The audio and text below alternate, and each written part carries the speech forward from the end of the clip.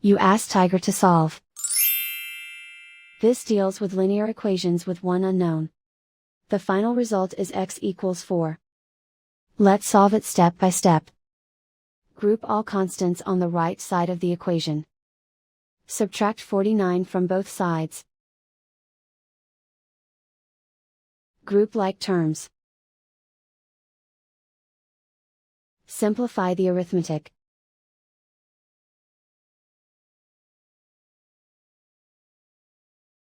Isolate the x.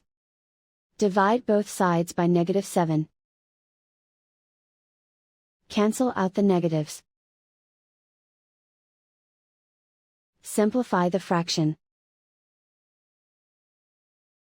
Cancel out the negatives.